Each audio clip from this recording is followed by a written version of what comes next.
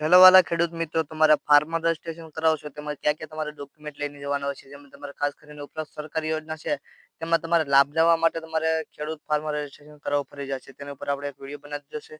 તેમાં જરૂરી તમારે ડોક્યુમેન્ટ ક્યાં ક્યાં લઈ જવાનું છે. એમાં સૌ પ્રથમ વાત કરવાનું તમારે આધાર કાર્ડ લઈ જવાનું છે. તમારે 7/12/8 નો દાખલો લઈ જવાનો છે. પછી વધારાના ડોક્યુમેન્ટ તમને જે લખીને કહું છું ને તે તમારે પ્રમાણે લઈ જવાના છે. જેમાં તમારે જે કૂપન ઝેરોક્ષ હોય ને કૂપન તમારે તે તમારે ઝેરોક્ષ સાથે કૂપન લઈ શકો છો. પોતાનો આધાર કાર્ડ પ્રોસેસ અહીંયા તમારે 7/12/8 નો દાખલો એટલે તમારે તે અને તમારે બીજો એક પ્રોસેસ જેમાં પ્રોબ્લેમ આવી રહ્યો છે. જેમાં તમારે નંબર છે તમારો મોબાઈલ નંબર તે આધાર કાર્ડ સાથે લિંક કરેલા હોવા જોઈએ. આધાર કાર્ડ સાથે તે આધાર કાર્ડ સાથે લિંક કરેલા હોય ને તે તમારે સિમ લઈ જવાનું છે. એટલે કે મોબાઈલ તમારે લઈ જવાનો છે.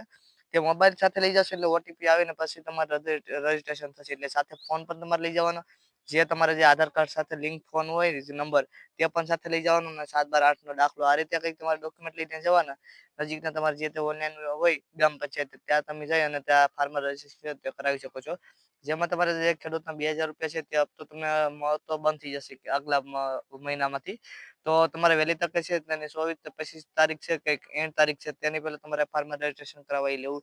તો વધારે માહિતી માટે આપણે કોમેન્ટ કરી દીધું અને ચેનલને સબસ્ક્રાઈબ કરી દીધું. તો મળી છે બીજા વિડીયોમાં.